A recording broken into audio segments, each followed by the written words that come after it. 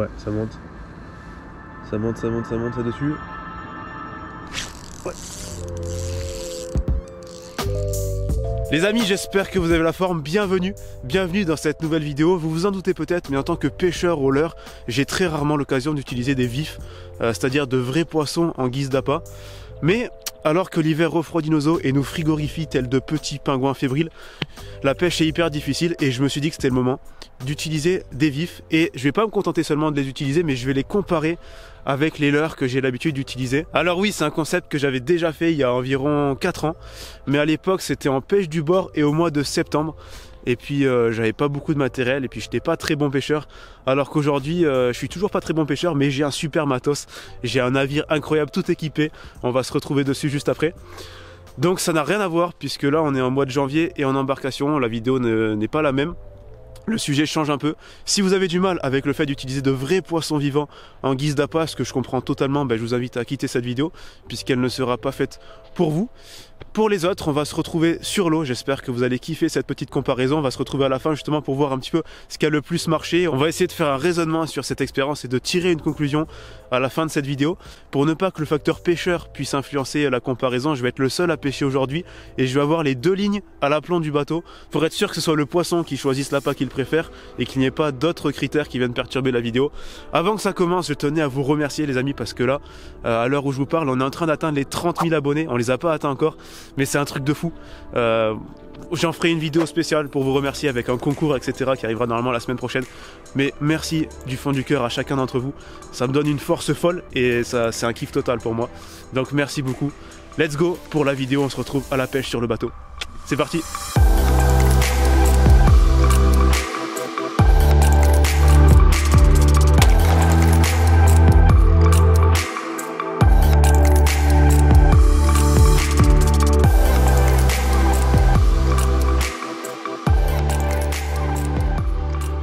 Ça y est, on part à la pêche, on va commencer à pêcher très bientôt. Alors ce que je fais, là on a le sondeur. Je commence directement à allumer le sondeur qui va me donner plein d'informations. Et en hiver c'est génial puisque les poissons sont rassemblés. Il y a beaucoup de boules de poissons et on va dire que 90% des fiches du lac sont sur ces boules là. Du coup c'est important de les repérer et de pêcher dessus. Pour ça j'utilise mon sondeur Humminbird LX7. Ce sondeur me donne plein d'informations sur la profondeur, la température de l'eau qui est d'ailleurs entre 6 et 7 degrés aujourd'hui, c'est super froid. Et grâce à ça, je vais pouvoir savoir s'il y a des poissons dessous. Là, c'est le cas. Là, vous avez un banc de fourrage avec quelques carnassiers dessus, donc on va essayer de les pêcher. Voilà, faut pas hésiter à pêcher dès qu'on voit du poisson parce que il n'y en a pas partout, surtout sur ce lac qui est assez difficile en ce moment, c'est la galère. Donc on va pas tarder à s'y mettre. Je viens de trouver une canne. Alors, là on a la canne plutôt light avec laquelle je vais pêcher pour pêcher au leurre tout simplement. La petite Mojo Bass qui est géniale. Et j'ai préparé une canne à la pêche au drop shot. Alors drop shot c'est un hameçon, un petit hameçon orienté vers le haut avec un plomb en bas. Ce qui permet à la patte d'être hyper mobile. Je mets mon petit plomb, alors c'est un plomb avec un système d'agrafe, c'est génial. Ça permet de les interchanger si jamais vous voulez changer de plomb, etc. C'est très très pratique. Là-dessus, je mets mon petit gardon et ça part à l'eau. Voilà. Je vais laisser la canne prospecter comme ça. Enfin, je la laisse au bord du bateau. Et si ça part, de toute façon, je verrai le sillon qui part comme ça, donc ça pose pas de problème. Je verrai la touche dans tous les cas, même si j'ai pas la canne dans les mains. Et ça va me permettre de pêcher avec deux cannes en même temps. C'est une technique qui, je sais, on utilise beaucoup en compétition.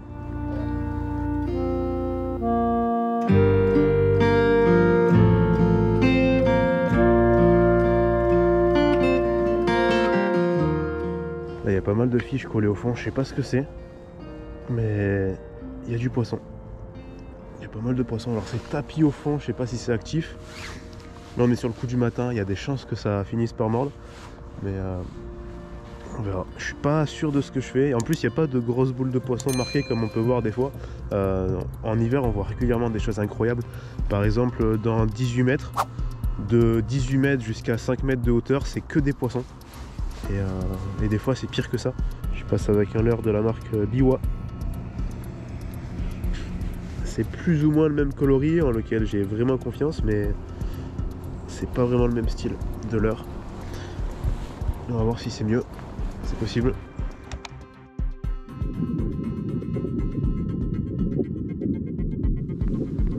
Ouais, ça monte. Ça monte, ça monte, ça monte là-dessus. Ouais, c'est bon.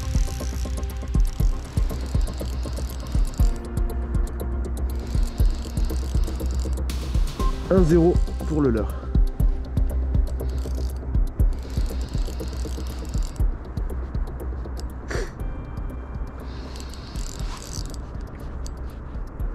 Ah, ça a l'air d'être un beau fiche.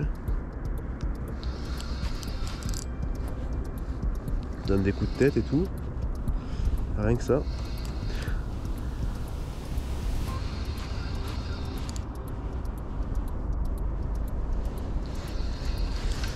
La puisette. Hop. Ah, c'est un pike. Sympa ça. C'est un petit pike.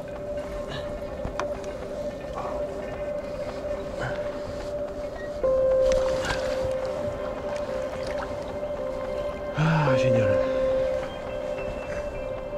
Avec le petit leurre biwa, je vous mettrai. De toute façon, vous avez tous les leurres dans la description avec lesquels j'ai fait du poisson.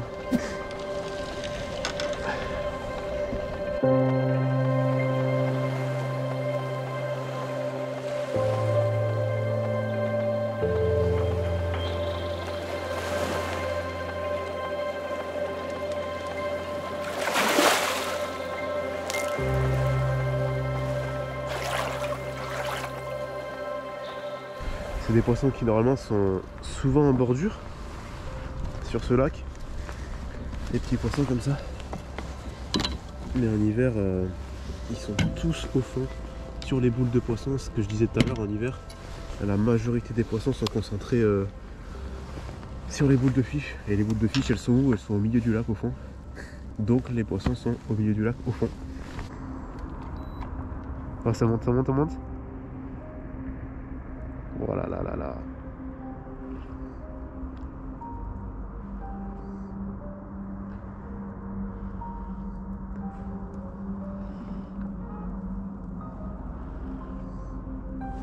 Regardez ça, c'est incroyable.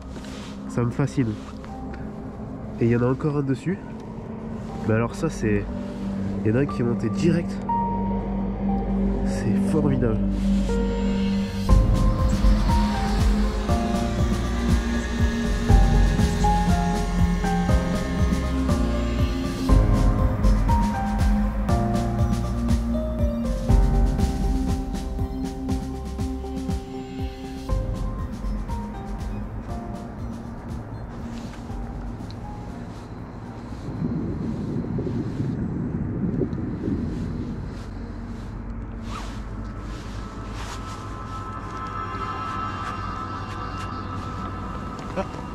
Peut-être une touche. Ouais.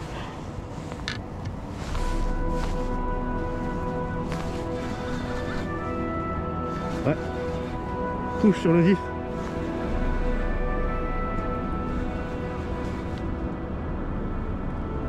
Ça se voit pas, c'est bizarre. Ah si, c'est bon.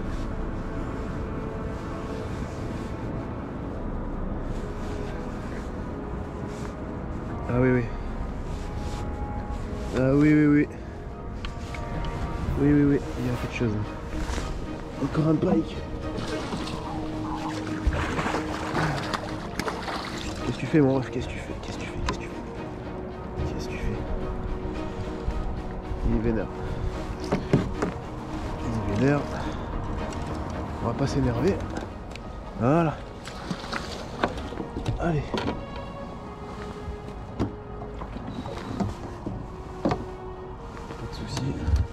C'est plein de brochets en fait.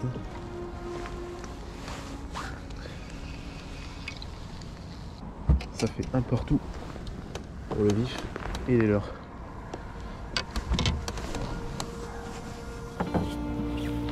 Voilà, petit brochet bien sympathique qui doit faire à peu près 60 cm je pense. C'est un poisson qui fait super plaisir, il a pris au vif. J'ai vu la canne qui a commencé à partir et juste après j'ai ferré. Au début il a pas combattu, mais en tout cas il fait super plaisir. Allez, on remet ça à l'eau.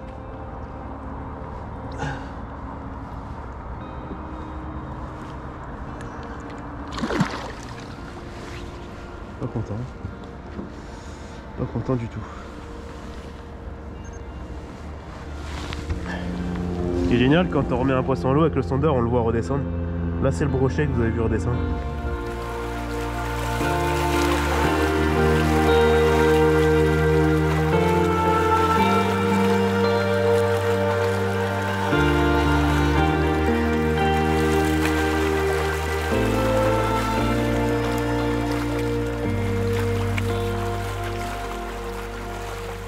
Ça fait vraiment très plaisir, ça fait à peine quelques heures, même pas, ça fait une ou deux heures qu'on pêche, on a déjà fait 2 poissons, 2 brochets, et un au vif et un au leurre, ça veut dire que sur les 2 techniques que j'avais envie d'utiliser aujourd'hui, les 2 ont marché, et c'est un kiff particulier, c'est mieux que si j'avais pris pour moi les 2 sur la même technique, peu importe la technique.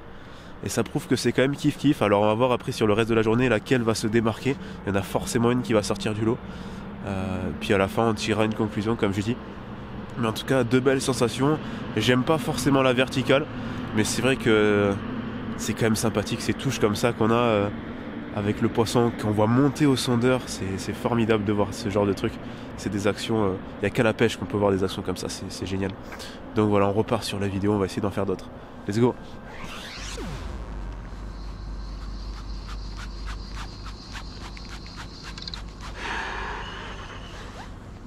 Je vais encore changer de coloris de leurre, je vais passer sur un leurre evergreen cette fois. J'enlève le biwa et je fous un evergreen. C'est un leurre moins mobile.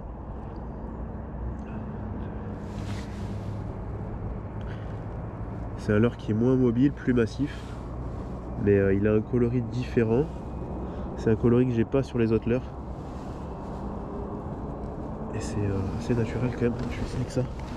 Je vais mettre un petit peu de poudre magique. C'est l'attractant IX. En fait c'est de la pommade tout simplement. J'utilise beaucoup pour le black bass, mais ça marche aussi en vertical.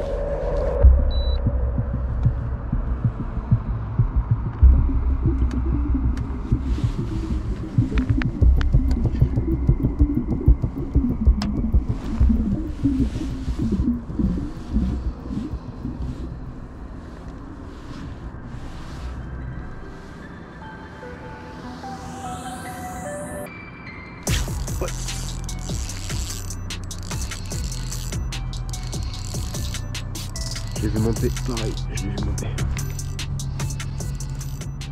Génial. Ça fait 2-1 pour le leurre. Mon shad evergreen, c'est une belle perche. Mon shad evergreen.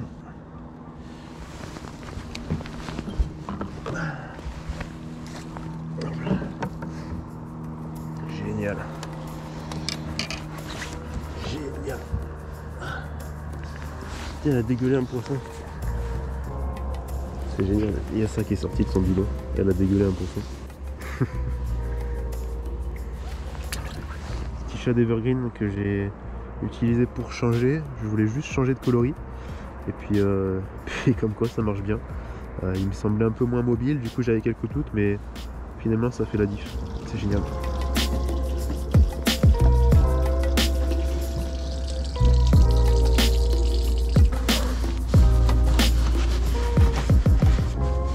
Voilà, big fish, franchement ça régale, ça faisait un moment que je voulais prendre une perche, ça change un peu du brochet.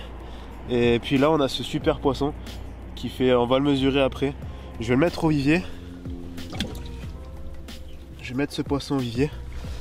Et puis on va essayer d'en prendre un autre parce que le problème avec les perches c'est que si on les relâche tout de suite, ouf, elle est vénère.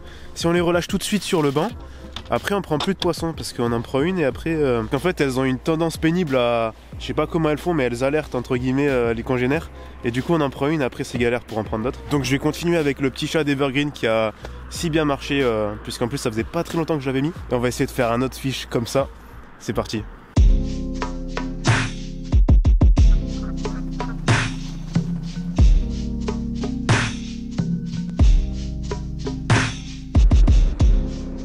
Ouais, ça monte, ça monte.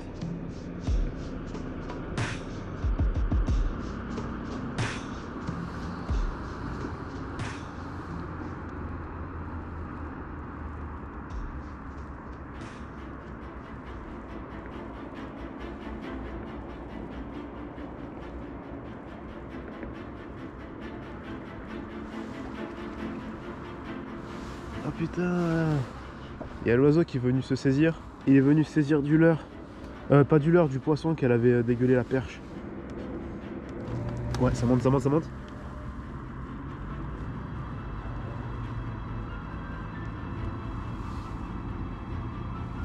Oh là là là là là là, cette action. Cette action. C'est des trucs de fou. Là, vous voyez ça? Et on le voit aussi sur cette page là. En fait, il y a deux poissons qui sont montés, mais énervés. Ils ont fait presque un tout droit à la verticale.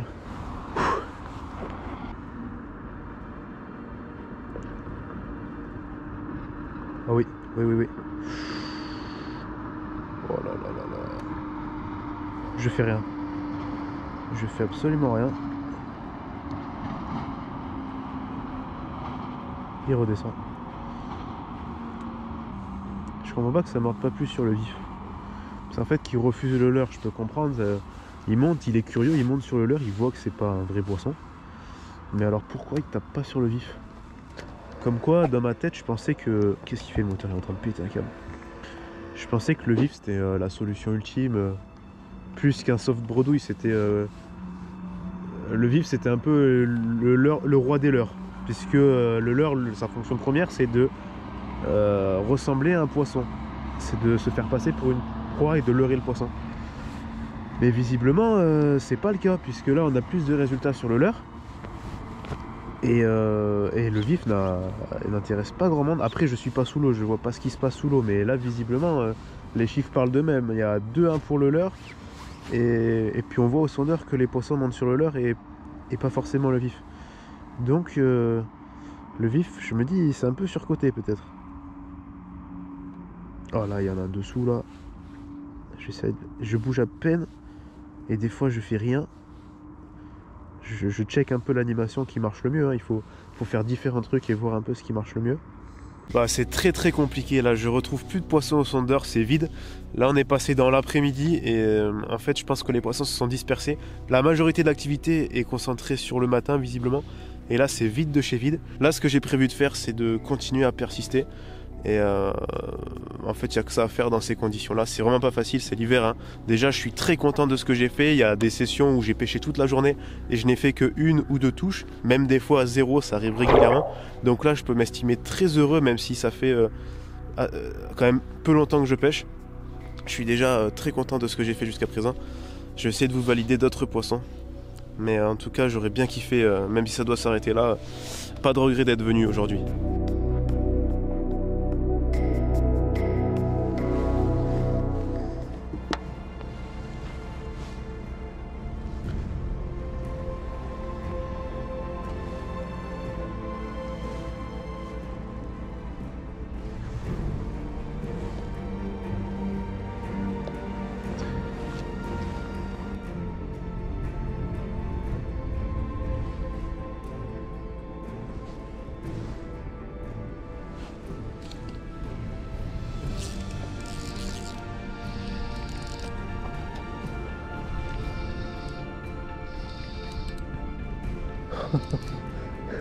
Elle va tomber quoi. Oh non! Oh non! Comme si j'avais pas assez galéré jusqu'à présent, on le voit redescendre. Oh, elle a tombé. Et pourtant le vif ça a rien pris là. Oh, j'ai la poisse, un truc de fou.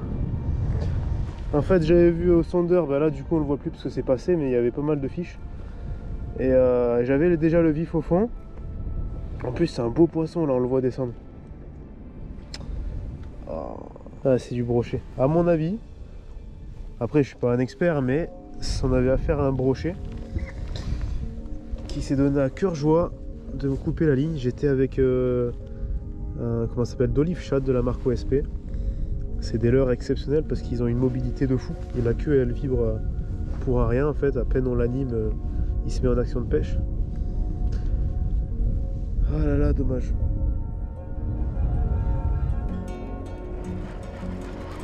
Là c'est un super spot. Je le pêche au jerkbait ce spot là parce que il y a peut-être des poissons embusqués dessous. Et au jerk, contrairement au leurre souple, ça permet vraiment de faire réagir les poissons sur l'agressivité. D'autant plus que celui-là a beaucoup de billes. C'est celui que vous avez eu normalement dans la dernière vidéo où je pêchais des brochets en rivière. Et il est plein de billes. Et s'il y a un poisson embusqué qui n'a pas forcément faim, je me dis qu'avec ce leurre là, il y a moyen de le faire sortir quand même. C'est celui-là, jerkbait Varuna OSP. Il est plein de billes.